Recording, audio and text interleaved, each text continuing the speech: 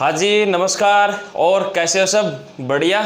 तो दोस्तों हम पिछली क्लास में बात कर रहे थे उत्तरी भारतीय पर्वतीय प्रदेश के बारे में। उनमें से हमने उसकी 4 समानांतर श्रेणियां बांटी थी। पहली ट्रांस हिमालय, दूसरी वृहद हिमालय, तीसरी लघु हिमालय और चौथी शिवालिक हिमालय थी। अपनी ट्रांस हिमालय का हमने संपूर्ण रूप से विवरण कर चुके थे। हम आज जो हम बात करने वाले हैं, आज जो चर्चा करने वाले हैं, आज वो किसकी करने वाले हैं? वृहद हिमालय की करने वाले हैं। तो वृहद हिमालय क्या है, उसकी सामान्य जानकारी हमारे को कैसे प्राप्त हो, उसमें कौन कौन सी चोटियां हैं, उसमें कौन कौन से चट्टानें हैं, उनमें कौन कौन से आदि ऐसी चीजें हैं जो हम उसमें पढ़ने वाले हैं। और इन बातों को ऐसे ही इस तरीके से पढ़ना है हमारे को, जिस तरीके से हमारे को यहीं पर इसी ही क्लास में ये चीजें याद हो जाए। तो देखते हैं आज वृहद हिमालय की बात करते हैं, अपन वृहद हिमालय की बात करते हैं। तो देखो आज वृहद हिमालय। अब ये देखो दोस्तों, वृहद हिमालय को महान हिमालय भी कहा जाता है। वृहद हिमालय को क्या कहा जाता है? महान हिमालय भी कहा जाता है। और महान हिमालय को ही आंतरिक हिमालय भी कहते हैं। क्या कहते हैं? आंतरिक हिमालय भी कहते हैं। ये इसके क्या है? नाम है। जो हिमालय की मुख्य श्रेणी है, जो हिमालय की मुख्य श्रेणी है, उसके क्या नाम है भाई? 4 समानांतर श्रेणियां थी, ट्रांस हिमालय, वृहद हिमालय, लघु हिमालय और शिवालिक हिमालय। ट्रांस हिमालय की हम चर्चा कर चुके थे अपने पिछली वाली क्लास में। आज जो हम बात करने वाले हैं वो वृहद हिमालय और आंतरिक हिमालय की बात करने वाले हैं। वृहद हिमालय को ही महान हिमालय कहा जाता है, इसी को आंतरिक हिमालय कहा जाता है और इसी को ही हिमाद्री हिमालय भी कहा जाता है। ये हिमालय पर्वत श्रृंखलाओं की सबसे मुख्य श्रेणी है ये, ठीक है। तो अब इस हिमालय पर्वत को हम पहले तो ये देखते हैं कहां से कहां तक इसका विस्तार है। इसका विस्तार हमारे को पता होना चाहिए भाई। ट्रांस हिमालय की 3 श्रेणियां थी, ठीक है, तो इसका भी हमारे को पता होना चाहिए कि इसका विस्तार कहां से कहां तक है, जो मुख्य हिमालय है। तो इसका विस्तार देखते हैं अपन मैप के माध्यम से ट्रांस हिमालय का। तो यहां पर हमने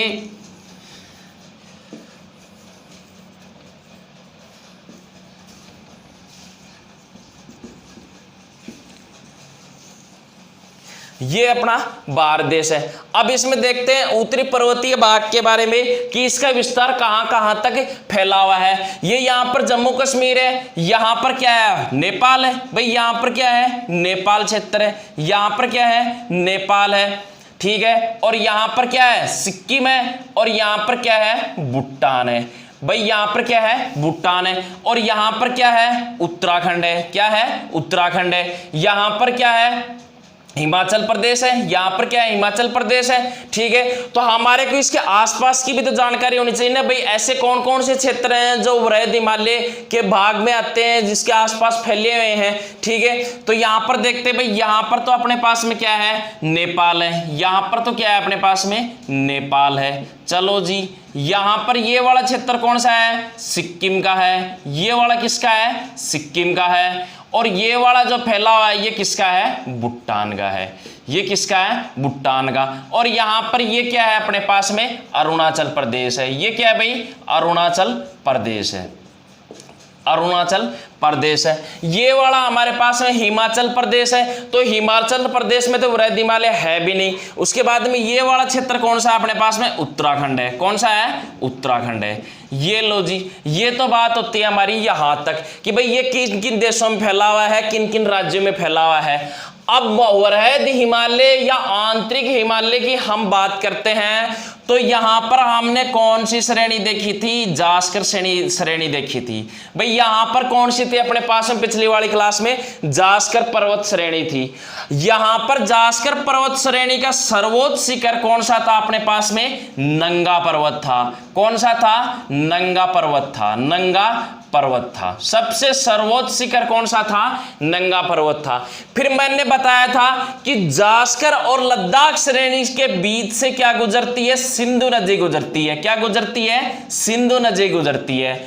उस सिंधु नदी के तट पर ही कौन सा सर्वोच्च शिखर है? जास्कर श्रेणी का, जहां से ये जास्कर पर्वतमाला को काटती है। उस जास्कर पर्वतमाला को काटते हुए उसी के नजदीक कौन सा जास्कर का सर्वोच्च शिखर है? नंगा पर्वत है। कौन सा है? नंगा पर्वत है। यहां से ये पर्वतमाला शुरू होती है वृहद हिमालय की।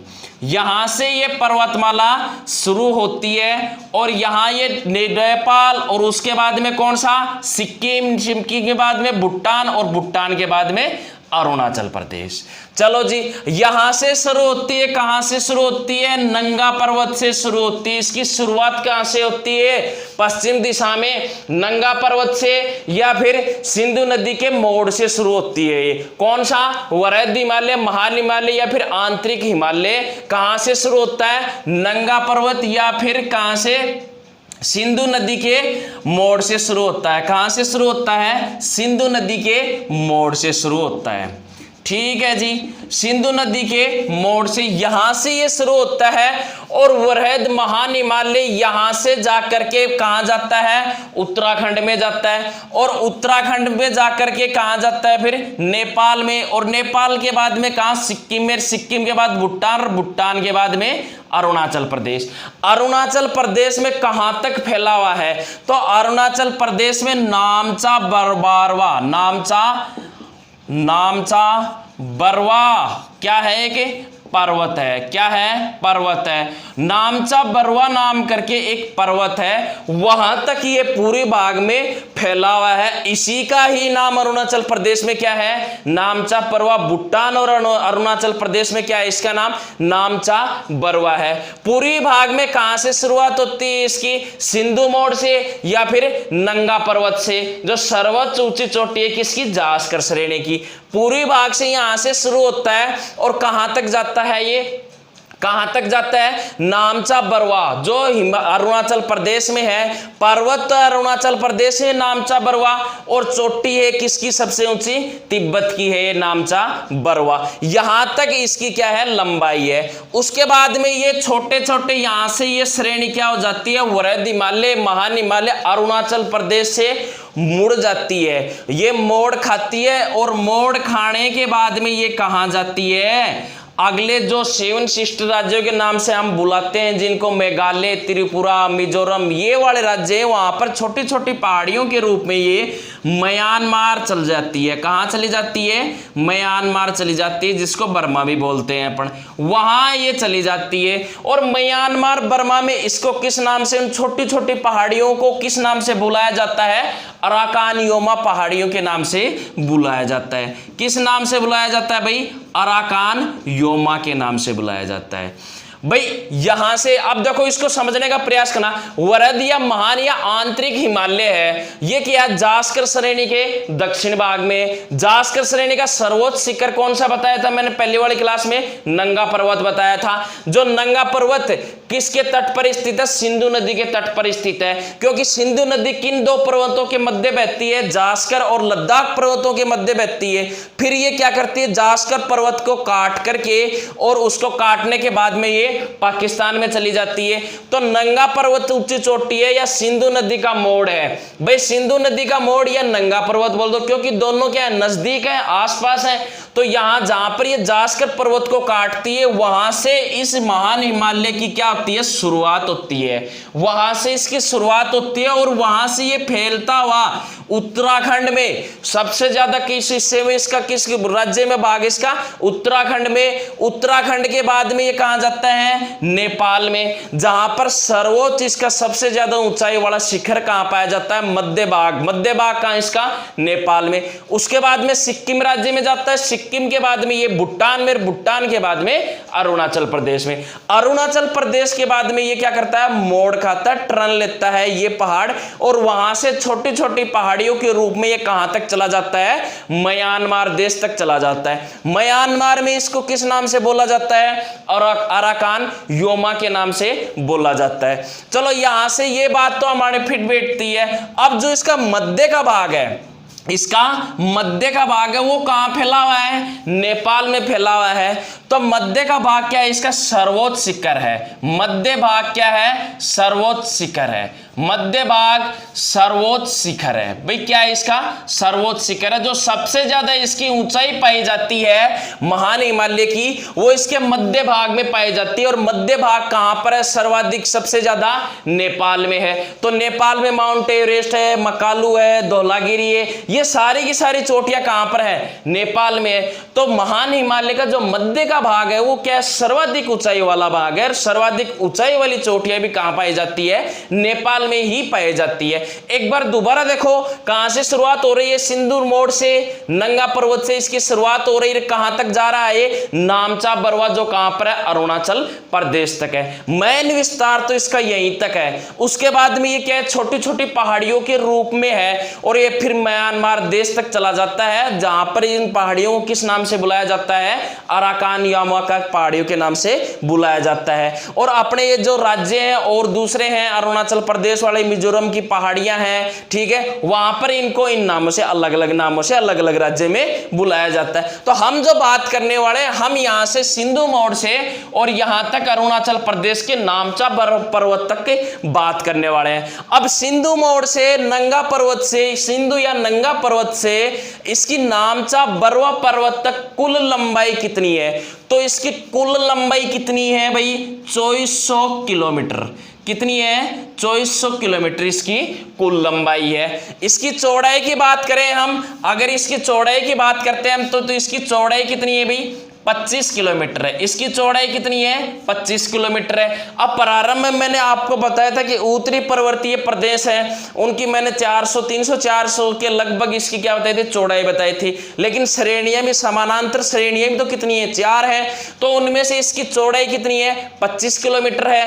और लंबाई कितनी है इसकी? 2400 किलोमीटर है। कितनी लंबाई है भाई इसकी? 2400 किलोमीटर इसकी कुल लंबाई है। 25 किलोमीटर चौड़ाई, 2400 किलोमीटर इसकी लंबाई। कहां से? सिंधु नदी मोड़ या फिर नंगा पर्वत से, और कहां तक है? नामचा बरवा अरुणाचल प्रदेश तक इसकी लंबाई 2400 किलोमीटर है। मध्य भाग इसका सर्वोच्च शिखर है, वो कहां पर है? नेपाल में है। अब यहां तक अपनी बात कंप्लीट होती है। बात करते हैं हम इसकी किसकी? ऊंचाई की बात करते हैं। भाई इसकी ऊंचाई कितनी है? इसकी ऊंचाई कितनी है अपने पास में? तो इसकी ऊंचाई है 6100 मीटर के औसत। 6100 मीटर कितनी है? औसत ऊंचाई कितनी है इसकी? 6100 मीटर। औसत ऊंचाई कितनी है इसकी?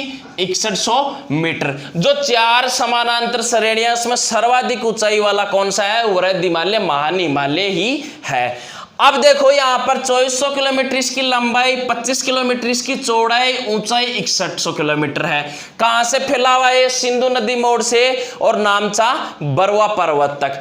अब यहां पर एक बात और देखो, यहां पर इसके भी 4 भाग बांटे गए हैं। हिमालय का अगर पारदेशिक हम विभाजन करते हैं, इसी हिमालय का ही होता है पारदेशिक विभाजन। पारदेशिक विभाजन करते हैं तो इसको 4 भागों में बांटा गया है। पारदेशिक विभाजन में इसको कितने भागों में बांटा गया है? हिमालय के पारदेशिक विभाजन, हिमालय के पारदेशिक विभाजन। पारदेशिक विभाजन की दृष्टि से हम देखें तो इसको देखो, पहला तो इसको बांटा गया है किसमें? कश्मीर या फिर पंजाब हिमालय में। कश्मीर या फिर पंजाब हिमालय, कश्मीर या फिर पंजाब हिमालय। चलो जी, उसके बाद में अगला 2 नंबर वाला अपना कौन सा है? फिर कुमाऊं हिमालय। क्या है? कुमाऊं हिमालय। ठीक है, अब ये कुमाऊं हिमालय और तीसरा नंबर वाला अपना कौन सा है? उसके बाद में नेपाल हिमालय। कौन सा है? नेपाल हिमालय, नेपाल हिमालय। और 4 नंबर वाला अपने पास में कौन सा है? असम हिमालय। कौन सा है? असम हिमालय। नाम से ही पता लग रहा है कि भाई इन क्षेत्रों में अगर ये फैला हुआ है हिमालय, तो इन्हीं के नाम से पता लग रहा है हमारे को। अगर ये कश्मीर और पंजाब में फैला हुआ है तो इसका नाम क्या पड़ गया? कश्मीर या पंजाब हिमालय। दूसरा, कुमाऊं हिमालय कहां पर है? उत्तराखंड में है। कहां पर है? उत्तराखंड में है। अब देखो इसका उत्तराखंड वाला जो भाग है, इसमें उत्तराखंड में है। उसके बाद में नेपाल हिमालय नेपाल में है, और उसके बाद में असम हिमालय असम और अरुणाचल प्रदेश और भूटान में फैला हुआ है। ठीक है, तो इसके हिमालय की इसके 4 भाग कर देते हैं अपन पारदेशिक विभाजन के आधार पर। कश्मीर, पंजाब हिमालय, कुमाऊं हिमालय के पूर्वी भाग को गढ़वाल हिमालय कहते हैं, और पश्चिमी भाग को गढ़वाल हिमालय कहते हैं, पूर्वी भाग को कुमाऊं हिमालय कहते हैं। तो इसके भी अगर उत्तराखंड में देखा जाए, हमें अब पढ़ेंगे इसको, उत्तराखंड में देखा जाए तो कुमाऊं हिमालय के उत्तराखंड के पश्चिमी वाले भाग को गढ़वाल हिमालय और पूर्वी वाले भाग को कुमाऊं हिमालय कहते हैं। फिर आता है नेपाल हिमालय, जो कहां पर फैला हुआ है, यहां पर फैला हुआ है। फिर आता है असम हिमालय, जो कहां पर फैला हुआ है, यहां पर फैला। देखते हैं इनको, कश्मीर और पंजाब हिमालय को। कश्मीर और पंजाब हिमालय है, ये क्या है अपने पास में, सिंधु नदी है। क्या है, सिंधु नदी है। अब ये कश्मीर और पंजाब हिमालय कहां से कहां तक फैला हुआ है, पहली बात तो ये देखते हैं हम। ये फैला हुआ है सिंधु नदी से। कहां से, सिंधु नदी से। और किस नदी तक है, सिंधु नदी से सतलज नदी तक है। किस नदी तक भाई, सिंधु नदी से सतलज नदी तक फैला हुआ है। ठीक है भाई, जो सिंधु नदी है और सतलज नदी के बीच के भाग को क्या कहा जाता है, कश्मीर या पंजाब हिमालय कहा जाता है। उसके बाद में अगला कुमाऊं हिमालय आता है अपने पास में। कुमाऊं हिमालय को देख लेते हैं अपन कि कुमाऊं हिमालय कहां से कहां तक फैला हुआ है। तो कुमाऊं हिमालय कहां से कहां तक फैला हुआ है, सतलज नदी से। कहां से, सतलज नदी से। सतलज नदी से और कहां तक है, काली नदी तक। कहां तक है, काली नदी तक। ये काली नदी कहां से निकलती है, नेपाल से निकलती है। कहां से निकलती है, नेपाल से निकलती है। और उसके बाद में 3 नंबर का आता है अपने पास में नेपाल हिमालय। कौन सा आता है, नेपाल हिमालय। ये कहां से कहां तक फैला हुआ है, नेपाल हिमालय। नेपाल हिमालय की हम बात करते हैं तो कहां से कहां तक फैला हुआ है नेपाल हिमालय, काली नदी से तीस्ता नदी तक। कहां से, काली नदी से तीस्ता नदी तक। काली नदी से तीस्ता नदी तक फैला हुआ है ये। उसके बाद में अगली बात करते हैं हम 4 नंबर की। 4 नंबर में अपना कौन सा था, असम हिमालय। कौन सा था भाई, असम हिमालय। असम हिमालय कहां से कहां तक फैला हुआ है, असम हिमालय कहां से कहां तक फैला हुआ है, तीस्ता नदी से। तीस्ता, यहां पर लिख देता हूं मैं इसको, तीस्ता नदी से, तीस्ता नदी से कहां तक फैला हुआ है, ब्रह्मपुत्र नदी तक फैला हुआ है। यह हो गया नदियों के आधार पर इनका क्रम। भाई महान या आंतरिक हिमालय को 4 भागों में बांटा गया है। ठीक है, पारदेशिक विभाजन के आधार पर। पहला कौन सा था, कश्मीर या पंजाब हिमालय। कहां से कौन कौन सी नदियों के बीच अवस्थित है, भाई ये क्षेत्र के हिसाब से तो हमारे को पता लग गया है, ये तो कश्मीर में, ये पंजाब में। नदियों के क्रम से हम देखते हैं तो कश्मीर, पंजाब हिमालय, सिंधु नदी से सतलज नदी के जो बीच का हिस्सा है उसे क्या कहा जाता है, कश्मीर या पंजाब हिमालय कहा जाता है। दूसरा अपने पास में आता है कि कुमाऊं हिमालय किन 2 नदियों के बीच में स्थित है, तो सतलज नदी से काली नदी के बीच क्या है, कुमाऊं हिमालय स्थित है। कुमाऊं हिमालय को उत्तराखंड में इसके 2 भाग है। पूर्वी भाग को तो क्या कहा जाता है, कुमाऊं हिमालय। पश्चिमी भाग को क्या कहा जाता है, गढ़वाल हिमालय कहा जाता है। ठीक है, तीसरा नंबर देखते हैं हम नेपाल हिमालय को। नेपाल हिमालय 2 नदियों के बीच अवस्थित है, काली नदी और तीस्ता नदी के बीच में है। काली नदी और तीस्ता नदी के बीच है। फिर आता है असम हिमालय। असम हिमालय तीस्ता नदी से ब्रह्मपुत्र नदी के भाग को क्या कहा जाता है, असम हिमालय कहा जाता है। अपने वाले नक्शे में देखते हैं, देखो यहां पर, यहां से ये क्या जा रही है, सिंधु नदी जा रही है। फिर पीर पंजाल श्रेणी से क्या, सतलज नदी निकलती है। तो इस वाले इस बीच के भाग को क्या कहते हैं अपने, क्या कहते हैं, कश्मीर हिमालय। भाई क्या कहते हैं इसको, कश्मीर हिमालय, कश्मीर। ठीक है, और उसके बाद में यहां से सतलज नदी से, और ये उत्तराखंड वाला है तो यहां से क्या निकलती है, काली नदी निकलती है। क्या निकलती है, काली नदी निकलती है। तो इस काली नदी को क्या कहा जाता है, काली नदी को क्या कहा जाता है, यहां से काली नदी निकलती है, यहां से ये क्या है, सतलज नदी है। तो ये वाला, ये बीच का ये जो भाग है, यहां से ये वाला बीच का भाग है, ये पर्वत श्रृंखला ये फैली हुई है, इनको क्या कहा जाता है, कुमाऊं हिमालय कहा जाता है। क्या कहा जाता है, कुमाऊं हिमालय कहा जाता है। कुमाऊं हिमालय कहा जाता है। उत्तराखंड वाला ये क्षेत्र है अपने पास में, तो उत्तराखंड में कुमाऊं हिमालय कहा जाता है उत्तराखंड में। पर पूर्वी भाग वाले हिमालय को कुमाऊं हिमालय, और उत्तराखंड में पश्चिमी भाग वाले हिमालय को क्या कहा जाता है? गढ़वाल हिमालय कहा जाता है। इसको लिख देता हूं मैं, पश्चिमी भाग वाले को क्या कहा जाता है भाई? पश्चिमी भाग वाले को गढ़वाल हिमालय, गढ़वाल हिमालय, ठीक है, गढ़वाल हिमालय।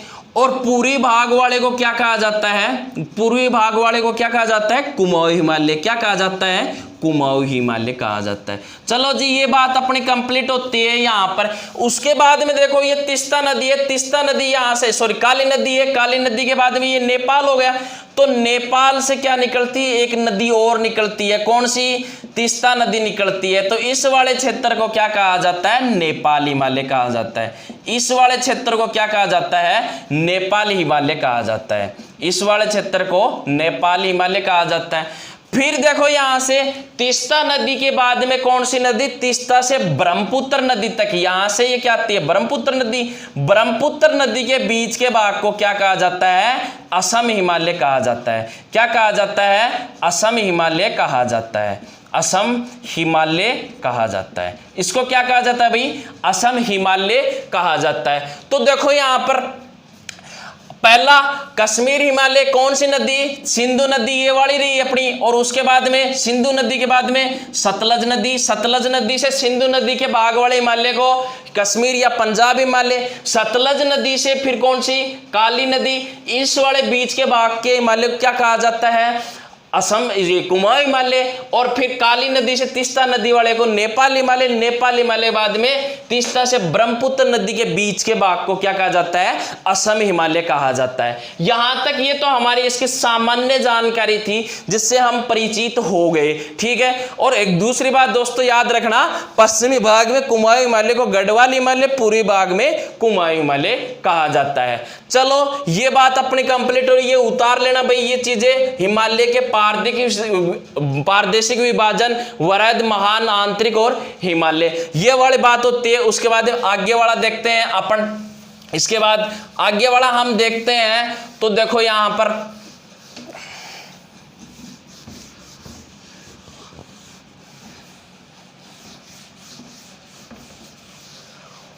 आगे वाला देखते हैं अपन। ये वाला क्षेत्र था अपने पास में,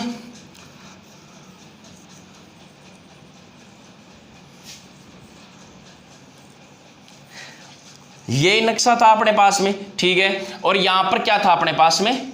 यहां पर क्या था भाई अपने पास में? नेपाल था। ये नेपाल है, इसको मैं यहां लिख देता हूं, नेपाल, ठीक है। और यहां पर क्या था अपने पास में? सिक्किम। और ये क्या था अपने पास में? भूटान। ये क्या है? भूटान। ये क्या है अपने पास में? भूटान, ठीक है। और ये वाला क्षेत्र उत्तराखंड वाला क्षेत्र है, ठीक है। और ये वाला क्षेत्र कौन सा है? जम्मू कश्मीर वाला क्षेत्र है। अब देखो यहां से हमने पर्वत श्रृंखला सिंधु नदी के मोड़ से या फिर नंगा पर्वत से कहां तक खींची थी? नामचा पर्वत श्रेणी तक खींची थी।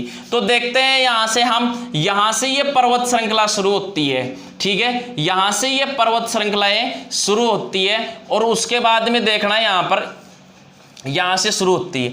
अब इसकी बात करते हैं हम किसकी? चट्टान की। भाई इसमें चट्टानें कौन कौन सी पाई जाती है? तो चट्टानों की बात करते हैं तो चट्टानों में देखो इसके भीतरी भाग में, मतलब इसका जो भीतर का भाग है पर्वत का, क्या है जो अंदरूनी भाग है, उसमें किस प्रकार की चट्टानें पाई जाती है? प्रश्न पूछा हुआ है ये कि हिमालय के अंदरूनी भाग में किस प्रकार की चट्टानें पाई जाती है, आंतरिक भाग में किस प्रकार की चट्टानें पाई जाती है। तो आंतरिक भाग में किस प्रकार की चट्टानें पाई जाती है? आर्केरियन प्रकार की चट्टानें पाई जाती है। किस प्रकार की पाई जाती है? आर्केरियन। अब ये आर्केरियन चट्टानों में कौन कौन सी चट्टानें होती है? तो इसमें चट्टानें होती है देखो ग्रेनाइट। कौन सी होती है? ग्रेनाइट, ठीक है। और ग्रेनाइट के बाद में शिस्ट होती है। कौन सी होती है? शिस्ट होती है। इस प्रकार की जो चट्टानें हैं वो क्या है? आर्केरियन प्रकार की चट्टानें पाई जाती है, ठीक है। आर्केरियन प्रकार की चट्टानें कहां पाई जाती है? इसके आंतरिक भाग में पाई जाती है। कहां पाई जाती है? आंतरिक भाग में पाई जाती है। कहां पाई जाती है भी? आंतरिक भाग में पाई जाती है। उसके बाद में अगर आंतरिक भाग में आर्केरियन प्रकार की चट्टानें पाई जाती है तो इसके जो दो सिरे हैं, उत्तर वाला और दक्षिण वाला, वहां पर किस प्रकार की चट्टानें पाई जाएगी? कायंत्रित प्रकार की चट्टानें पाई जाती है। तो देखो बाहरी सिरों पर किस प्रकार की चट्टानें पाई जाएगी? बाहरी सिरों पर किस प्रकार की चट्टानें पाई जाएगी? कायंत्रित चट्टानें पाई जाएगी। किस प्रकार की पाई जाएगी? कायंत्रित चट्टानें पाई जाएगी। ठीक है, अब ये ग्रेनाइट शिस्ट और कायंत्रित शिस्ट में अंतर क्या होता है भाई? जो पृथ्वी है उसमें जो मलबा अवसाद है उसके ज्यादा अगर दबाव पड़ता है उसके ऊपर, तो दबाव और तापमान के कारण जब चट्टानें अपना रूप परिवर्तित कर लेती है, तब तो किन चट्टानों का निर्माण हो जाता है? ग्रेनाइट नीस जैसी चट्टानों का, ग्रेनाइट नीस शिल्ड जैसी चट्टानों का निर्माण होता है। और अगर अवसाद के कारण ना ही तो उसका रूप परिवर्तन होता है, ना ही उसका कोई और मतलब आकार परिवर्तन होता है, ताप और तापमान के कारण सिर्फ कायंत्रित चट्टानें परतदार चट्टानें बन जाती है। ठीक है, तो परतदार चट्टानें बन जाती है तो वो कहां पाई जाती है? कायंत्रित चट्टानें होती है। वो कौन सी होती है? कायंत्रित। मान लिया हमने भूसन्निधि माना था भाई, कोबर द्वारा जो सिद्धांत दिया गया भूसन्निधि का, उसने ये कहा था कि भूसन्निधि में अवसादों के कारण निक्षेपित चट्टानों से क्या हुआ? हिमालय का निर्माण हुआ है। तो ऐसी कई ऐसी, ये थोड़ी है कि सारी की सारी चट्टानें ही वैसी होगी, ये थोड़ी जरूरी है। कुछ चट्टानें ऐसे भी थी कि उसका क्या ताप और दाब के कारण क्या हो गया? उन चट्टानों का क्या हो गया? रूप परिवर्तित हो गया। और वो चट्टानें किस में परिवर्तित हो गई? आर्कियन क्रम की चट्टानों में परिवर्तित हो गई। कुछ चट्टानें उसके सिरों की तरफ, कुछ चट्टानें ऐसी थी जिन्होंने अपना रूप या आकार परिवर्तन नहीं किया, और वो क्या? कायंत्रित और परतदार चट्टानें ही बनी रही। ठीक है, तो इसके सिरों पर कौन सी चट्टानें पाई जाती है? इस वृहद हिमालय के कायंत्रित चट्टानें पाई जाती है। और अगर इसके आंतरिक भाग की बात करते हैं तो किस प्रकार की? आर्कियन प्रकार की चट्टानें पाई जाती है। तो ये चट्टानों की बात होती है अपनी। अब बात करते हैं इसके सर्वोच्च शिखर की, बात करते हैं अपन कि इसका सर्वोच्च शिखर कौन कौन सा है। तो सर्वोच्च शिखर की बात करें हम भाई, इसकी चोटियों की बात कर लेते हैं। चोटी बोल दो या सर्वोच्च शिखर बोल दो, बात बराबर। ये चोटी बोल दो या शिखर बोल दो, ठीक है, उनकी बात करते हैं हम यहां पर। तो इसको ध्यान से समझने का प्रयास करना, क्योंकि ये प्रश्न कई बार कई पेपरों में पूछा जाता है इसका। या तो ये पूछा जाता है कि ऊंचाई के हिसाब से, भाई ऊंचाई को लेकर के क्रम से इन चोटियों को बताइए, आरोही क्रम करते हुए इन चोटियों को बताइए। या फिर ये पूछा जाता है कि अवरोही क्रम में इन चोटियों को बताइए, क्रम से कीजिए। ठीक है, या फिर ये पूछा जाता है कि पूर्व से पश्चिम की ओर चोटियों का क्रम या सर्वोच्च शिखर का क्रम क्या है, यह प्रश्न पूछा जाता है। कैसे प्रश्न पूछे जाते हैं भाई? सर्वोच्च शिखर के प्रश्न पूछे जाते हैं इसमें। तो एक तो यह प्रश्न पूछा जाता है कि ऊंचाई के, सर्वोच्च शिखर के ऊंचाई से क्या है? आरोही क्रम में इनको क्रमबद्ध कीजिए। या फिर यह पूछा जाता है कि इनको अवरोही क्रम में क्रमबद्ध कीजिए। दूसरा प्रश्न यह पूछा जाता है कि पूर्व से पश्चिम की ओर इन चोटियों को क्रम से या क्रमबद्ध रूप से बताइए। ठीक है, ये प्रश्न पूछे जाते हैं। तो पहले हम तो चोटियों के बारे में बात कर लें, इसके सर्वोच्च शिखर कौन कौन से कहां हैं, उसके बाद में इसको क्रमबद्ध रूप से हम देखते हैं। तो देखो यहां से शुरुआत मैंने कहां से बताई थी? इसको नंगा पर्वत से इसकी शुरुआत बताई थी, सिंधु घाटी के मोड़ से शुरुआत बताई थी, जहां से सिंधु घाटी जास्कर पर्वत को काटती, वहां से मैंने इसकी शुरुआत बताई। और नामचा बरवा पर्वत तक क्या है? इसका विस्तार है। तो वहां से हम पूर्वी दिशा से शुरू करते हैं, अरुणाचल प्रदेश से, कि इसका कहां से कहां तक विस्तार है। अब देखते हैं यहां पर हम इसको एक बार। अब ये देखो, ये वाला जो पर्वत है भाई, यहां पर क्या अपने पास में भूटान है, यहां क्या है अपने पास में? भूटान है। और ये क्या है अपने पास में? सर्वोच्च शिखर है। ये क्या है? सर्वोच्च शिखर है। इस सर्वोच्च शिखर को मैं बात कर रहा हूं पूर्वी दिशा से, सबसे पहले हम पूर्वी दिशा से ही बात करते हैं। इस सर्वोच्च शिखर को क्या कहा जाता है? नामचा बरवा। क्या कहा जाता है? नामचा बरवा कहा जाता है। अब देखो ये नामचा बरवा क्या है? नामचा बरवा एक पर्वत है। भाई यहाँ पर क्या कहा जाता है इसको, यहाँ पर भूटान और अरुणाचल प्रदेश में इस हिमालय वाले भाग को क्या कहा जाता है, नामचा बरुआ पर्वत कहा जाता है। अब जो नामचा बरुआ पर्वत है वो तो कहां पर है, अरुणाचल प्रदेश में है। कहां पर है, अरुणाचल प्रदेश में। और जो नामचा बरुआ चोटी है वो कहां पर अवस्थित है, तिब्बत और अरुणाचल प्रदेश पे स्थित है। तो देखते हैं नामचा बरुआ कहां पर है, नामचा बरुआ चोटी भाई भूटान में। कहां पर है, भूटान में। इसकी ऊंचाई की हम अगर बात करते हैं तो इसकी ऊंचाई कितनी है, 7,756 मीटर। कितनी है इसकी ऊंचाई, 7,756 मीटर ऊंचाई है। किसकी, नामचा बरुआ की। नामचा बरुआ कहां पर स्थित है, भूटान और अरुणाचल प्रदेश की सीमा पर स्थित है। नामचा बरुआ पर्वत कहां पर है, अरुणाचल प्रदेश में। नामचा बरुआ पर्वत की ऊंचाई कितनी है, 7,756 मीटर है। चलो जी, उसके बाद में एक बार लिखना मत, एक बार बाद में लेना, पहले इसको समझ लो। उसके बाद आगे वाला हम देखते हैं। नामचा बरुआ के बाद में यहां से ये हिमालय निकलता है, यहां से निकलता हुआ ये भूटान को पार करता हुआ कहां आता है, सिक्किम में आता है। कहां आता है, फिर सिक्किम में आता है। प्रमुख चोटियों की बात कर रहे हैं अपन, वैसे तो चोटियां बहुत सी हैं, 92 चोटियां हैं, ठीक है। जो प्रमुख चोटियां उनकी बातें कर रहे हैं हम। सिक्किम में आता तो सिक्किम में कौन सी चोटी पाई जाती है, कंचनजंगा। कौन सी चोटी पाई जाती है, कंचनजंगा चोटी है। कौन सी चोटी है भाई, भारत की सबसे ऊंची चोटी अगर गॉडविन ऑस्टिन को छोड़ दिया जाए तो कंचनजंगा चोटी है। इसकी कुल लंबाई कुल ऊंचाई कितनी है, इसकी कुल ऊंचाई है 8,598। कितनी है भाई, 8,598 मीटर है। कंचनजंगा की कितनी ऊंचाई है, 8,598 मीटर है। कहां पर स्थित है कंचनजंगा, सर्वोच्च शिखर सिक्किम में स्थित है। कहां पर है भाई, सिक्किम में है। और इसकी कुल ऊंचाई 8,598। आगे बात करें हम, आगे सिक्किम से अगर निकलते हैं तो सिक्किम से निकलने के बाद में कौन से पर्वत श्रृंखला आती है, फिर नेपाल में घुस जाते हैं अपन। कहां आ जाते हैं, नेपाल में आ जाते हैं। तो नेपाल में हम देखते हैं कि नेपाल में कौन कौन सी चोटियां हैं। नेपाल की हम बात करते हैं, अगर भाई नेपाल की हम बात करते हैं यहां पर, तो नेपाल में हम देखते हैं नेपाल की सर्वोच्च शिखर कौन कौन से हैं। नेपाल के सर्वोच्च शिखर कौन कौन से हैं, 3 सर्वोच्च शिखर है नेपाल में। देखते हैं कौन कौन से हैं। पहला तो यहां पर कौन सा शुरू होता है, मकालू। ये कौन सी चोटी है, मकालू चोटी है। कौन सी चोटी है, मकालू चोटी है। इसकी मकालू चोटी की अगर कुल ऊंचाई की बात करते हैं अपन, तो इसकी कुल ऊंचाई कितनी है भाई, कुल ऊंचाई कितनी है, 8,481 मीटर। कितनी है, 8,481 मीटर। अब देखो मैं पूर्वी दिशा से बात कर रहा हूं, पूरी दिशा में नामचा बरुआ पर्वत से बात कर रहा हूं, अरुणाचल प्रदेश से। फिर उसके बाद में पूर्व से आते आते हम कहां हैं, सिक्किम में। सिक्किम में कंचनजंगा की कितनी ऊंचाई है, 8,598।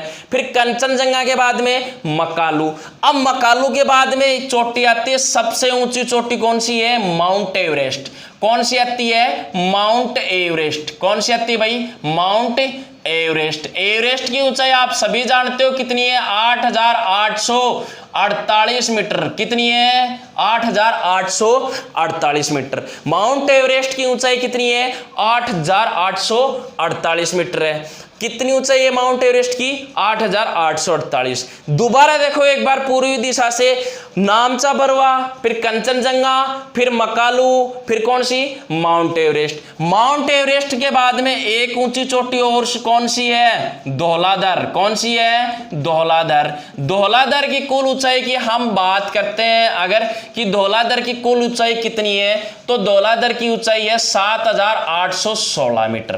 कितनी है भाई, 7,816 मीटर। धौलाधर सर्वोच्च पर्वत चोटी कहां पर है, धौलाधर चोटी कहां पर है, शिखर कहां पर है, धौलाधर शिखर नेपाल में। कहां पर है, नेपाल में। अब देखो यहां से आपका ये भी कंफर्म हो जाएगा, ऊंचाई भी याद हो जाएगी।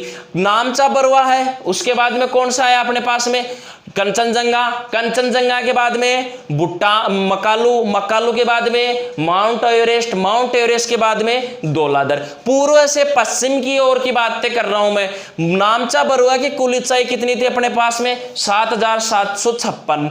कंचनजंगा की 8,598। K2 को छोड़ दिया जाए, K2 सर्वोच्च शिखर को छोड़ दिया जाए तो भारत की सर्वोच्च ऊंची चोटी कौन सी है? कंचनजंगा। और अगर K2 को लिया जाए तो दूसरी ऊंची चोटी कौन सी है भारत की? कंचनजंगा। तीसरी कौन सी थी भारत की? तीसरी कौन सी थी? नंगा पर्वत थी, जिसकी ऊंचाई कितनी थी अपने पास में? 8,124। फिर आता अपने पास है मकालू। मकालू कहां पर है? सर्वोच्च शिखर कहां पर है? मकालू शिखर नेपाल में है, जिसकी ऊंचाई कितनी है? 8,481 मीटर।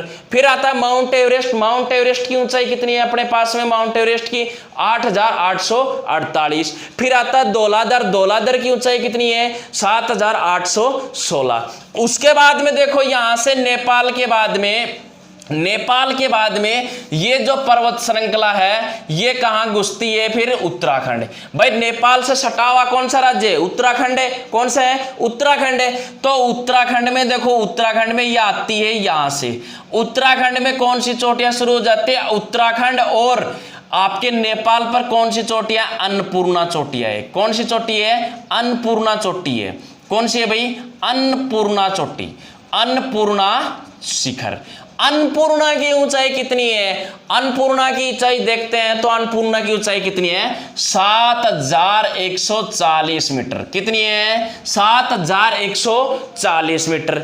अन्नपूर्णा के बाद में अपन उत्तराखंड में एक और कौन सी चोटी आ जाती है भाई? एक और कौन सी चोटी आ जाती है? अन्नपूर्णा के बाद में त्रिशूल चोटी आती है। कौन सी आती है? त्रिशूल चोटी आती है। ये सभी की सभी कहाँ है? अन्नपूर्णा, त्रिशूल, बद्रीनाथ और केदारनाथ, नंदा देवी, ये सभी की सभी चोटियां भारत में है। और बाकी की तीन चोटियां हैं वो क्या है? नेपाल में है। ठीक है, एक चोटी कहां पर है? भूटान में है, जो क्या है? अरुणाचल प्रदेश और भूटान की सीमा पर है। नेपाल में मुख्य कौन कौन सी चोटियां हैं? कंचनजंगा, मकालू, माउंट एवरेस्ट और दौलाधर चोटियां हैं। और उसके बाद में त्रिशूल आ जाता, तो त्रिशूल की अपने पास में ऊंचाई कितनी है? 7,138 मीटर है। कितनी है भाई? 7,138 मीटर है। त्रिशूल के बाद में कौन सी चोटी आती है अपने पास में? बद्रीनाथ है। कौन सी आती है? बद्रीनाथ। सबने नाम सुना है बद्रीनाथ का। ठीक है, कौन सी चोटी आती है? बद्रीनाथ की। कौन सी चोटी आती है? बद्रीनाथ। तो बद्रीनाथ है। अब ये बद्रीनाथ की कुल ऊंचाई कितनी होगी? 7,138 के बाद में 7,124 मीटर के लगभग यह क्या है? बद्रीनाथ है। ठीक है, और बद्रीनाथ के बाद में केदारनाथ। केदारनाथ के बाद में यहां से ये हिमालय चलता हुआ कहां जाता है? उत्तराखंड में। यहां पर एक चोटी है, उसका क्या नाम है? नंदा देवी चोटी। यह भी कहां पर स्थित है? नंदा देवी चोटी उत्तराखंड राज्य में। कहां पर भाई? उत्तराखंड राज्य में स्थित है नंदा देवी चोटी। अब नंदा देवी की बात करते हैं हम। अगर नंदा देवी कहां पर? उत्तराखंड में है। देखो एक बार दोबारा से देखो, पूर्व से पश्चिम की ओर से नामचा बरुआ। ठीक है, नामचा बरुआ के बाद में कौन सी आती है अपनी? नामचा बरुआ के बाद में ये अपनी कंचनजंगा, फिर मकालू, फिर माउंट एवरेस्ट, और फिर उसके बाद में कौन सी आती है? दौलाधर। दौलाधर के बाद में कौन सी आती है? अन्नपूर्णा। अन्नपूर्णा के बाद में और भी अनेक सी चोटियां हैं जो हम इसके बाद में देखते हैं। अब ये नंदा देवी है। नंदा देवी के बाद में अन्नपूर्णा, दौलाधर और ये त्रिशूल। नंदा देवी की ऊंचाई की बात करते हैं तो 7,000 कितनी है? 816 मीटर। कितनी है इसकी ऊंचाई? 7,816 मीटर। ठीक है, इसको ठीक कर लेना भाई। दौलाधर वाले की जो ऊंचाई है वो कितनी है? 8,172 मीटर है। कितनी है दौलाधर की ऊंचाई? 8,172 मीटर है। और इसकी कितनी है? 8,078 मीटर है। कितनी है? 8,078 मीटर है। ठीक है, अब नंदा देवी है। और नंदा देवी देखो, अब हमने 4 भागों में विभाजित किया था पारदर्शिक आधार पर। 4 भागों में विभाजित किया तो नंदा देवी की जो ऊंचाई है, कुमाई हिमालय का सर्वोच्च शिखर कौन सा है? नंदा देवी है। कौन सा है? नंदा देवी। देखो अन्नपूर्णा है, दौलाधर नेपाल में चला गया, अन्नपूर्णा है, फिर त्रिशूल है, फिर बद्रीनाथ नहीं आया क्या इसमें? फिर बद्रीनाथ आ गया, और बद्रीनाथ के बाद में क्या आ गया? नंदा देवी आ गई। अब ये देखो बद्रीनाथ और फिर नंदा देवी। यहां पर देखो बद्रीनाथ और नंदा देवी के बाद में बद्रीनाथ और आएगा भाई, एक और बद्रीनाथ इसमें लिखा नहीं है क्या, बद्रीनाथ यहाँ पर क्या है, बद्रीनाथ, यहाँ पर क्या है, बद्रीनाथ। ये चोटियां हैं। नंदा देवी है वो सर्वोच्च ऊंचाई चोटी वाली कौन सी है, कुमाऊं हिमालय की सर्वोच्च ऊंचाई वाली चोटी है। नंदा देवी के बाद में ये पर्वत श्रृंखला कहां चली जाती है, नंगा पर्वत चली जाती है। कहां चली जाती है, नंगा पर्वत चली जाती है। अब देखो यहां पर एक बार हम दोबारा से देख लेते हैं कि कौन कौन सी चोटियां हैं जो इस तरीके से फैली हुई हैं। उन चोटियों के नाम हम देखते हैं कि वो कहां कहां तक फैली हुई है। अगर हम पूर्वी दिशा से बात करते हैं, अगर हम भाई पूर्वी दिशा से बात करते हैं तो पूर्वी दिशा की हम बात करें तो इसमें क्या है, सबसे पहले वाली चोटी कौन सी है, नामचा बरुआ। नामचा बरुआ के बाद में कौन सी है, नामचा बरुआ के बाद में कौन सी है अपने पास में, नामचा बरुआ। ये वाली नामचा बरुआ है जिसकी कुल लंबाई कितनी है, 7,756 मीटर है। ठीक है, पूर्वी दिशा से बात कर रहा हूं मैं, पूर्वी दिशा से कौन सी ऊंचाई चोटी है, नामचा बरुआ। इसकी कुल ऊंचाई कितनी है, 7,756 मीटर। इसके बाद में क्या आ जाता है, सिक्किम आ जाता है। सिक्किम में कौन सी चोटी है, कंचनजंगा। कंचनजंगा की कुल ऊंचाई कितनी है, 8,598। फिर मकालू, मकालू की कुल ऊंचाई कितनी है, 8,481, जो कहां पर है, नेपाल में। फिर माउंट एवरेस्ट 8,848 मीटर। फिर नेपाल में तीसरी कौन सी है, धौलाधर है। धौलाधर की 8,172। फिर अन्नपूर्णा आ जाती है जो नेपाल और उत्तराखंड के बॉर्डर पर है। कौन सी है, अन्नपूर्णा, ऊंचाई कितनी है, 8,078 मीटर। और उसके बाद में कौन सी आ जाती है अपने पास में, अन्नपूर्णा के बाद में कौन सी आ जाती है, त्रिशूल आ जाती है। त्रिशूल की कुल ऊंचाई कितनी है, 7,140 मीटर है। कितनी है, 7,140 मीटर है। इसकी 7,140 होगा भाई, 7,140 मीटर है। ठीक है, और उसके बाद में क्या है, बद्रीनाथ जिसकी 7,138 मीटर ऊंचाई है, जिसकी कितनी है, 7,138 मीटर ऊंचाई है। इसकी कितनी है, 7,138 मीटर ऊंचाई है। फिर आ जाती है नंदा देवी। नंदा देवी की कुल ऊंचाई कितनी है, 7,816 मीटर है, 7,816 मीटर है। तो सर्वोच्च जो ऊंचाई है कुमाऊं हिमालय में किस चोटी की, क्या नाम है, सर्वोच्च शिखर की, नंदा देवी। नंदा देवी सर्वोच्च शिखर है कुमाऊं हिमालय का, उत्तराखंड में। और कुमाऊं हिमालय के पूर्वी भाग को कुमाऊं हिमालय, दक्षिण पश्चिमी भाग को उत्तराखंड में क्या कहा जाता है, गढ़वाल हिमालय कहा जाता है। तो मैं एक बार इनको क्रमबद्ध रूप से इनको उतार देता हूं। पहले हम यहां पर चोटियों की बात कर ली। अब देखो चोटियों वाला मैं बाद में लिख दूंगा, पहले देख लेते हैं हम इसके दर्रे कौन कौन से हैं। दर्रे एक तो कौन सा है, बारालाचा दर्रा। कौन सा है भाई इसका, बारालाचा दर्रा। उसके बाद में कौन सा है, सीप किला दर्रा। जब ये सीप किला दर्रा है, ये दोनों श्रेणियों में है, जो अस्कर में भी और उसमें भी। और उसके बाद में कौन सा है, नाथुला दर्रा। कौन सा है, नाथुला दर्रा। ये दर्रे मुख्य दर्रे इस पर्वत श्रृंखला में पाए जाते हैं। ठीक है, अब दर्रों की बात हो गई हमारी, चोटियों की बात हो गई, शिखर की बात हो गई, चट्टान की बात हो गई। यहां तक अपनी बात कंप्लीट होती है। उसके बाद में आप देखो, अब ये जो माउंट एवरेस्ट वाला है भाई, ये माउंट एवरेस्ट जो चोटी है, इस माउंट एवरेस्ट चोटी को क्या कहा जाता है, तिब्बत में चोमोलुंगमा कहा जाता है। क्या कहा जाता है, चोमोलुंगमा कहा जाता है। और इसको अगर नेपाल की हम बात करते हैं तो नेपाल में क्या कहा जाता है, इसको सागर माथा कहा जाता है। क्या कहा जाता है, सागर माथा कहा जाता है। तो इसके ये माउंट एवरेस्ट की तो हम बाद में बात करें। अब देखो इसमें प्रमुख हिमनद कौन कौन से हैं, हिमनद या ग्लेशियर कौन कौन से हैं। हिमनद या ग्लेशियर की बात करते हैं हम, तो इसमें हिमनद और ग्लेशियर की बात करते हैं जहां से गंगा और यमुना नदियां निकलती है। वो किस हिमालय से निकलती है, वरहद हिमालय से निकलती है। किस हिमालय से निकलती है, वो वरहद हिमालय से निकलती है। वरहद हिमालय से निकलती है तो कौन से ग्लेशियरों से निकलती है, वो ये बात करते हैं हम कि कौन कौन से ग्लेशियरों से निकलती है। तो मिलाम ग्लेशियर, पहला नाम क्या है, मिलाम। दूसरा कौन सा है, गंगोत्री। कौन सा है, गंगोत्री ग्लेशियर। और तीसरा जेमू ग्लेशियर। ये कहां है, जेमू ग्लेशियर। ये कहां है, ये कहां है भाई, ये अरुणाचल प्रदेश में। कौन सा है, अरुणाचल प्रदेश में है। ठीक है जी, यहां तक बात सही है आपकी। और मिलाम और गंगोत्री कहां पर है? उत्तराखंड में।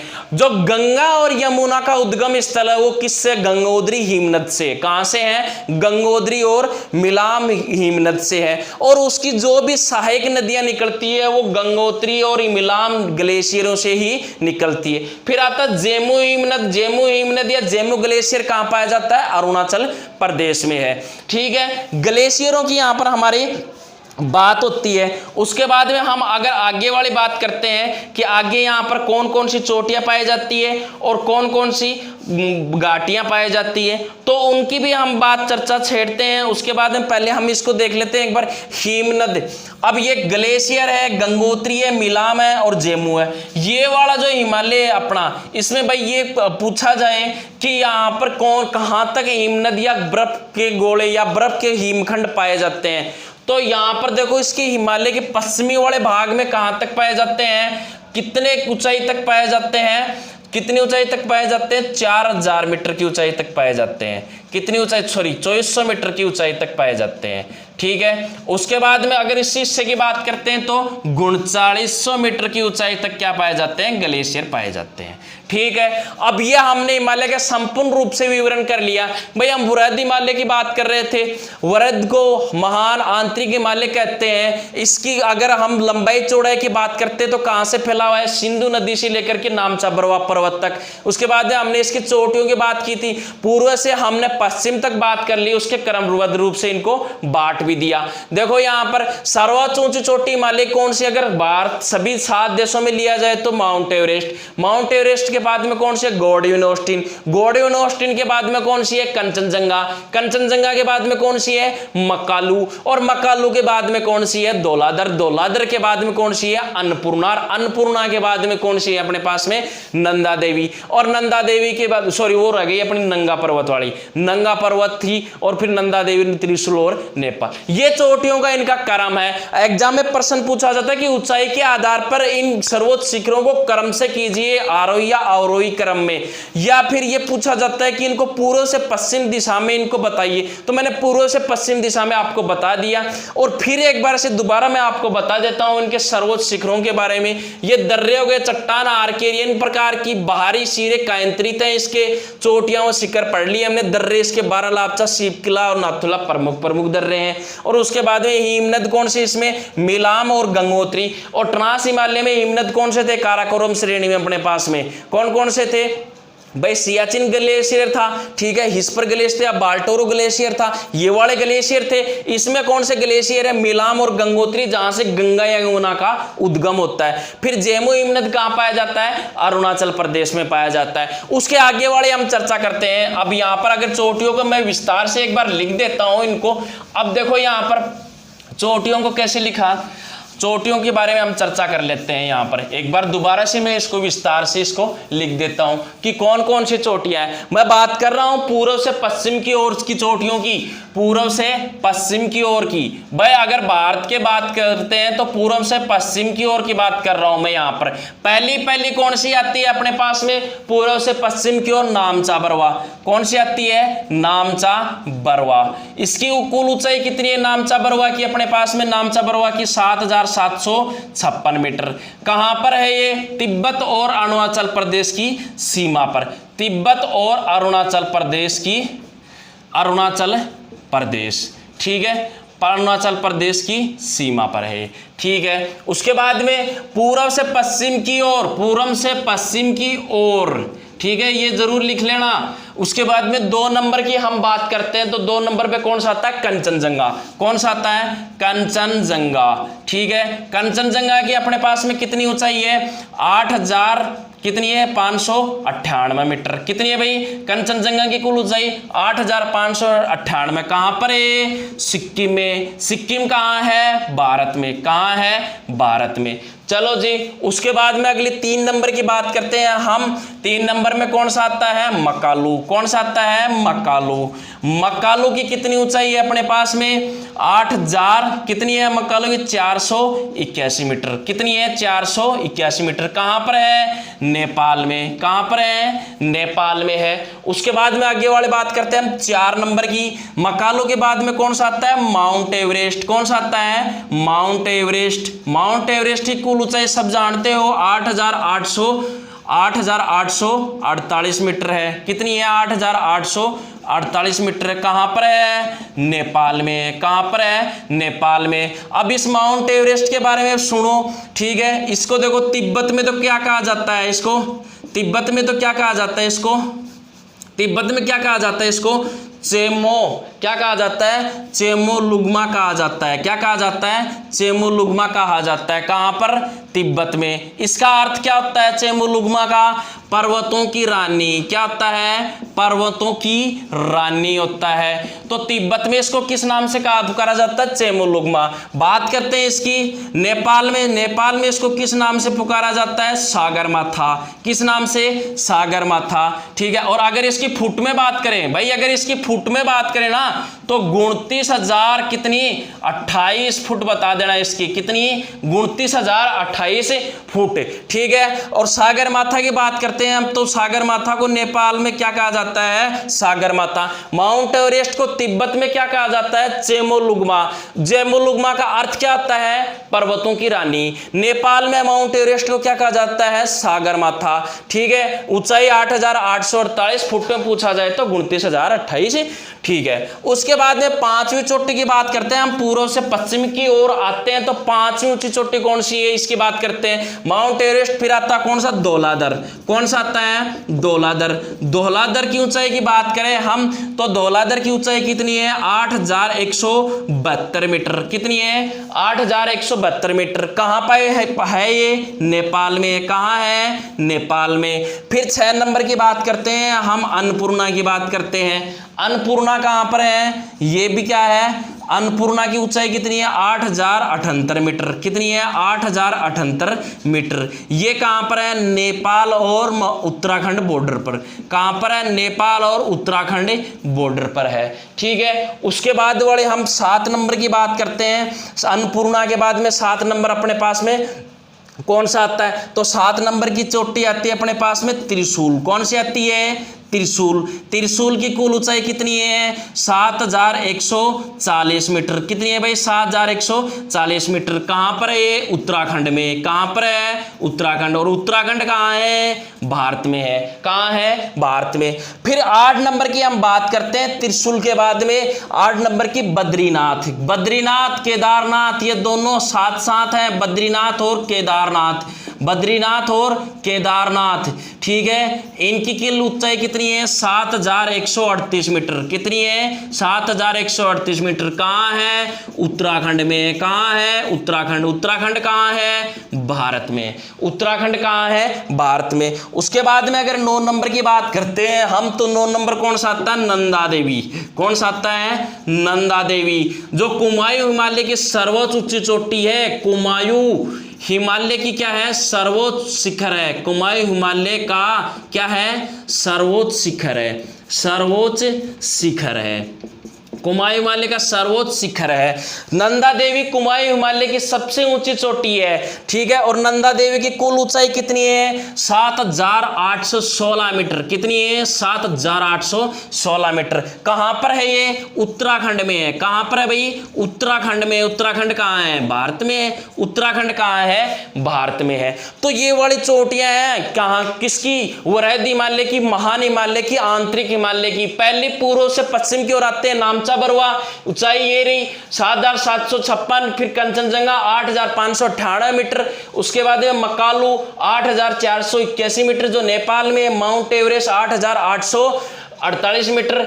इसको तिब्बत में क्या कहा जाता है? चेमोलुग्मा कहा जाता है। और चेमोलुग्मा का अर्थ क्या होता है? पर्वतों की रानी होता है। और उसके बाद में नेपाल में क्या कहा जाता है? माउंट एवरेस्ट को सागरमाथा कहा जाता है। फिर धौलाधर आती है। ठीक है। धौलाधर की ऊंचाई कितनी है? 8,172 मीटर जो नेपाल में। अन्नपूर्णा 8,178 नेपाल और उत्तराखंड बॉर्डर पे। फिर आती है त्रिशूल। त्रिशूल की कुल ऊंचाई 7,140 मीटर है जो कहां पर? उत्तराखंड में। फिर बद्रीनाथ केदारनाथ 7,138 मीटर उत्तराखंड में। फिर नंदा देवी कुमाऊं हिमालय की सर्वोच्च ऊंचा शिखर है, कहां पर है, ऊंचाई कितनी है इसकी नंदा देवी की 7816 मीटर और उत्तराखंड भारत में। ये तो प्रमुख चोटियां हैं वृद्ध हिमालय की। और क्या है इसके बाद में, देखो एक बात और समझो, इसके बाद में एक बात और देख लेते हैं हम इसके बाद में। ये वाला तो कर लिया होगा शायद आपने यहां तक, ठीक है, नहीं किया तो भाई इसको वीडियो को रोक के कर लेना, ठीक है। उसके बाद में आगे वाला देखते हैं अपन दोस्तों। इसके आगे क्या है अपने पास में, अब देखो हमने क्या है, एक तो लद्दाख की सर्वोच्च ऊंची चोटी थी और एक काराकोरम, ये हमने ट्रांस हिमालय में पढ़ा था। और ये क्या है, जास्कर, एक क्या है, जास्कर। इनकी सर्वोच्च ऊंची चोटियों की बात करते हैं हम यहाँ पर। तो काराकोरम की तो कौन सी थी, K2 थी, गॉडविन ऑस्टिन थी अपने पास में। कौन सी थी, गॉडविन ऑस्टिन थी काराकोरम, जो ट्रांस हिमालय का भाग है काराकोरम श्रेणी। लद्दाख की कौन सी थी अपने पास में, नंगा पर्वत। कौन सी थी लद्दाख की, कौन सी थी अपने पास में, नंगा पर्वत थी। कौन सी थी, नंगा पर्वत। और उसके बाद में जास्कर पर्वत श्रेणी की, सॉरी लद्दाख की कौन सी थी, राकापोसी थी। कौन सी थी, राकापोसी थी। और इसकी कौन सी थी, नंगा पर्वत थी। कौन सी थी, नंगा पर्वत। गॉडविन ऑस्टिन की कुल ऊंचाई कितनी थी अपने पास में, 8611 मीटर थी, ठीक है। राकापोसी की कुल ऊंचाई 7786 मीटर थी। कितनी थी, 7700। और नंगा पर्वत की अपने पास में कितनी थी, 8124 मीटर थी, ठीक है। अब देखो वो तो वृहद हिमालय की बात थी। ट्रांस हिमालय की एक बार मैं दोबारा से बता रहा हूं आपको, गॉडविन ऑस्टिन। अगर संपूर्ण हिमालय की बात करते हैं तो दूसरी ऊंची चोटी कौन सी है, K2 या फिर गॉडविन ऑस्टिन, ठीक है। और अगर हम भारत की बात करते हैं तो फिलहाल पाक अधिकृत क्षेत्र में है, तो इसका मतलब भारत की सर्वोच्च ऊंची चोटी ये है, ठीक है। अगर इसको छोड़ दिया जाए तब कौन सी है, कंचनजंगा है। कंचनजंगा की कुल ऊंचाई कितनी है, 8598 है। फिर राकापोसी, फिर नंगा पर्वत। अगर हम पूर्व से पश्चिम की ओर आते हैं तो सबसे पहले हमारे पास में कौन सी चोटी आएगी, ये वाली आएगी। ये बात ध्यान रखना, क्योंकि भारत का नक्शा इस तरीके से है भैया, इस तरीके से है। तो पाकिस्तान ने कब्जा यहां तक कर रखा है। और ये वाली जो चोटियां हैं, ये वाली चोटी कहां पर है, ये वहां पर है। और राकापोसी कहां है, यहाँ नंगा पर्वत यहाँ है। इस तरीके से ये चोटियां तो पूर्व से पश्चिम में आएंगे तो कौन सी आएगी सबसे पहले, ये वाली, फिर राकापोसी, फिर नंगा पर्वत। ये बात ध्यान रखना। अब नंगा पर्वत है वो कहां पर, कौन से में, जास्कर पर्वत श्रेणी में। जो जास्कर पर्वत श्रेणी ट्रांस हिमालय का भाग है, तो वो वाली है जो उनको अगर क्रमबद्ध रूप से हम करते हैं, इनको हम अगर क्रमबद्ध रूप से ही भी कर लेते हैं कि हिमालय की अगर हम बात करते हैं कि अवरोही क्रम में इनको व्यवस्थित रूप से कीजिए, तो माउंट एवरेस्ट की ऊंचाई है सबसे ज्यादा, माउंट एवरेस्ट है भाई, माउंट एवरेस्ट है सबसे ज्यादा ऊंचा। अगर हम इसको 8848 मीटर है, ठीक है। उसके बाद में कौन सी अपने पास में, K2 है, गॉडविन ऑस्टिन भी बोलते हैं इसको। K2 की ऊंचाई कितनी है, 8811 मीटर है, ठीक है। K2 के बाद में अपने पास में कौन सी है, कंचनजंगा है। कौन सी है, कंचनजंगा है।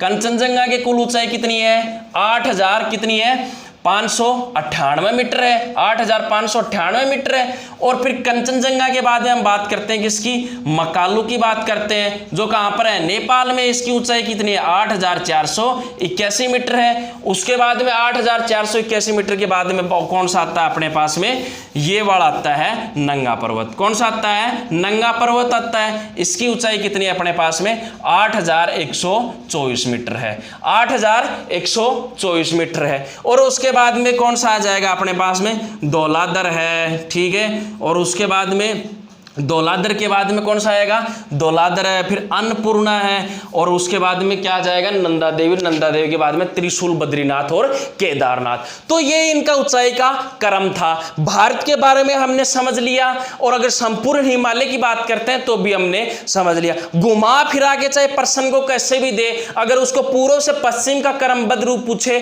तो मैंने वो भी बता दिया आपको। अगर इसकी ऊंचाई के हिसाब से अवरोही के तरीके से पूछे तो भी मैंने इसको बता दिया आपको। और अगर भारत में पूछे तो भी मैंने इसको बता दिया आपको कि भारत में किन इनकी कितनी कितनी ऊंचाई है। माउंट एवरेस्ट भारत में नहीं, आपको पता है। कंचनजंगा आ जाएगा, और कंचनजंगा के बाद में मकालू भी भारत में नहीं है, धौलागिरी भारत में नहीं है। भारत में तो क्या, एक तो नंगा पर्वत है, एक कंचनजंगा है। तो दूसरी ऊंची चोटी कौन सी, अगर K2 को छोड़ दिया जाए तो नंगा पर्वत होगी, ठीक है। और अगर K2 को शामिल कर लिया जाए, गॉडविन ऑस्टिन को, तो नंगा पर्वत तीसरे नंबर पर हो जाएगी, जो पाक अधिकृत क्षेत्र में है। ये यहाँ तक दोस्तों हमारे वृहद हिमालय, महान हिमालय या आंतरिक हिमालय की बात होती है। मैं आशा करता हूँ आप लोगों को बहुत बहुत समझ में आया होगा, और अगर फिर भी नहीं समझ आया तो आप कमेंट के द्वारा मुझे बता सकते हो, मैं फिर दोबारा से एक बार आपको समझाने का उसका प्रयास करूंगा। और आज के लिए दोस्तों इतना ही, ठीक है। उसके बाद में हम आगे वाले में बात करेंगे किसकी, शिवालिक की, मध्य हिमालय, लघु हिमालय और शिवालिक हिमालय की बात करेंगे, ठीक है। पढ़ना है दोस्तों तो विस्तार से पढ़ो किसी चीज को, कि प्रश्न चाहे कहीं से भी दे दे, घुमा फिरा के कहीं से भी दे दे, लेकिन उसको हम कर सकें, ठीक है। ऐसे रटने से कोई फायदा नहीं है कि एक एक प्रश्न को हमने देख लिया और उसको, अगर ये वाली चीजें उस किताब में मान लेते हैं हम ये वाली हैं, और ये पूछ लिया कि अवरोही क्रम में व्यवस्थित करो, फिर क्या करोगे? उनको चार चोटियों के नाम दे देगा कि अवरोही क्रम में व्यवस्थित करो, इनको आरोही क्रम में व्यवस्थित करो, इनको पूर्व से पश्चिम की ओर इनका क्रमबद्ध रूप बताओ, तब क्या करोगे? प्रश्न रटने से कोई फायदा नहीं है, रट्टा मार करके कभी भी कोई सफल नहीं होता है। और दूसरी बात, पढ़ना है तो विस्तार से पढ़ो, उसको समझ कर पढ़ो। समय ज्यादा लगता है, लेकिन क्या है, जहां पर समय ज्यादा लगता है वहां पर समझदारी भी बहुत काम देती है, ठीक है। तो ऐसी तैयारी करो कि हमारे को किसी भी एग्जाम में, चाहे कोई भी एग्जाम हो, चाहे झील में, किसी भी मैटर में उतार दे, चाहे झील में, चाहे तालाब में, चाहे समुद्र, ताकि हम उसको क्या है, पार करके उतर जाए, ऐसा कुछ करो, ठीक है। तो दोस्तों आज के लिए इतना ही, और आपके, मैं आशा करता हूं समझ में आया होगा। थैंक यू, नमस्कार।